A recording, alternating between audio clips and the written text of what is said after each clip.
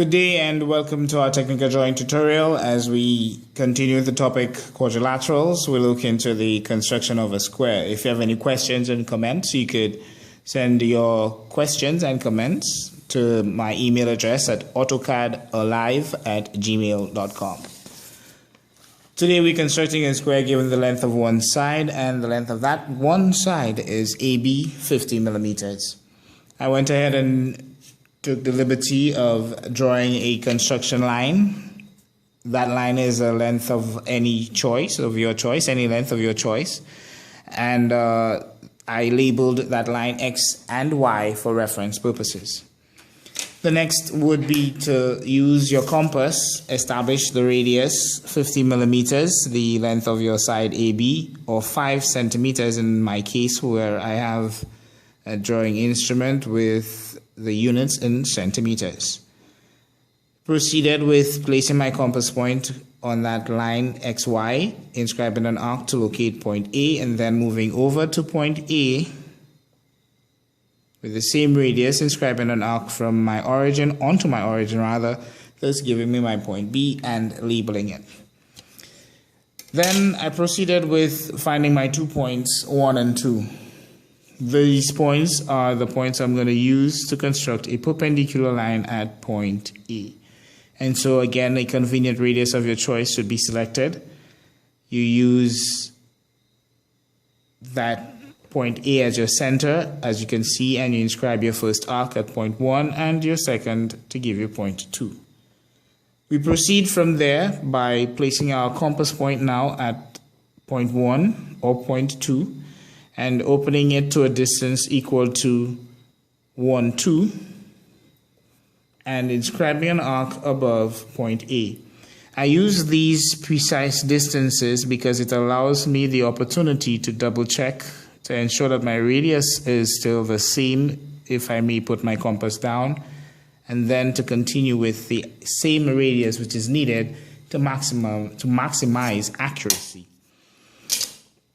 With these 2 points intersecting, or 2 arcs rather intersecting, drawn from point 1 and point 2, it gives us our third point, point 3, through which we are now going to draw a vertical line. This line has to pass through point A. This line has to be drawn from point A and pass through point 3. Again, point 3 is the location where the 2 arcs intersect. So you want to carefully align your ruler, set square, or whatever straight edge you are using, and then using construction lines, light lines, you want to draw that line through your point 3. To proceed, I will not repeat the step of perpendicular line anymore. I'll go through with the construction of a 90-degree angle, and I'll draw that 90-degree angle at point A using a 0 bearing from the right. So I'll now be measuring that angle in a counterclockwise direction. So 0 degrees would be on the right, and we measure in a counterclockwise direction.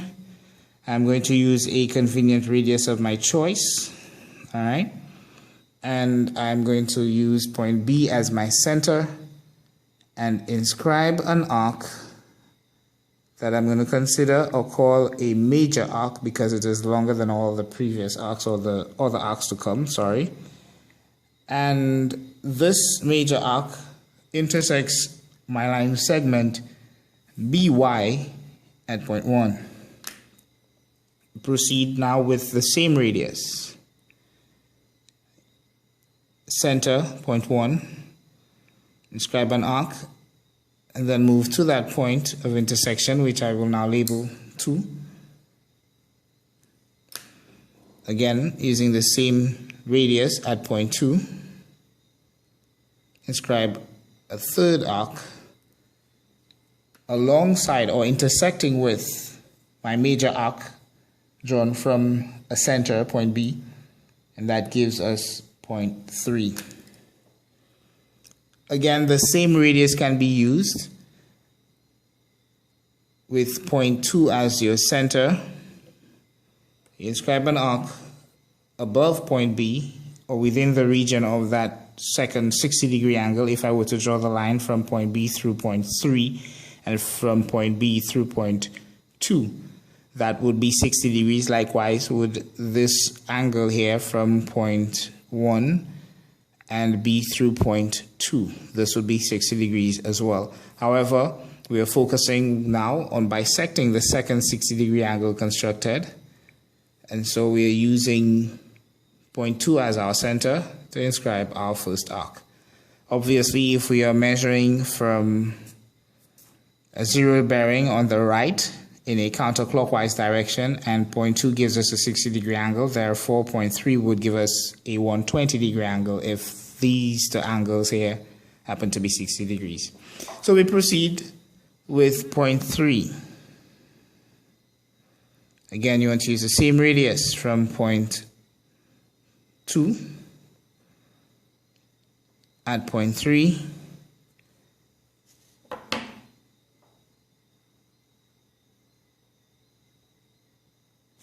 And that gives us point 4, through which we are going to draw our 90-degree angle.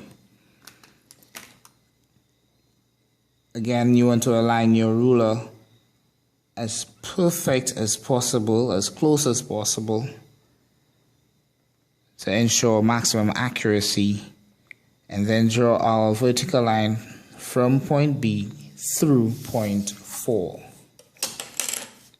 With that done, we now need to get our point C and D on those two lines, vertical lines, one the perpendicular line and two the 90-degree angle constructed.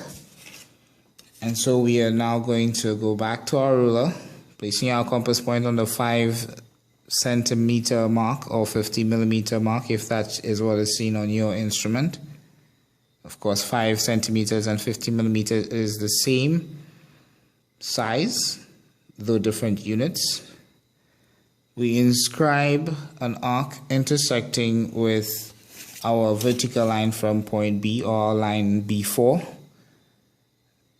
and do the same with our line extended from point 3 on our line A3, and these two arcs intersecting gives us points C and point D.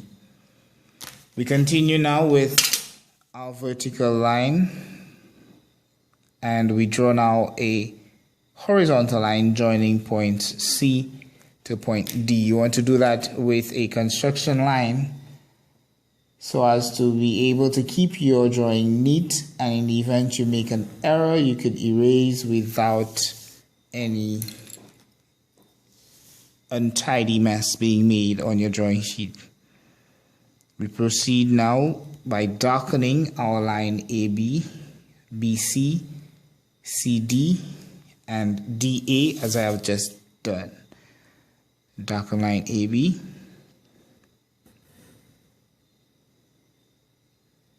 Again, you have to be very careful as you darken to avoid overlaps or drawing that object line too long.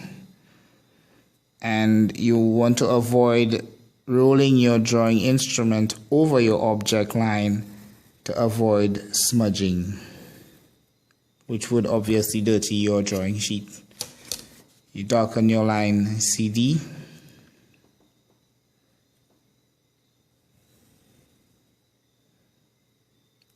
And this takes us to the end of our video, the construction of a square given the length of one side.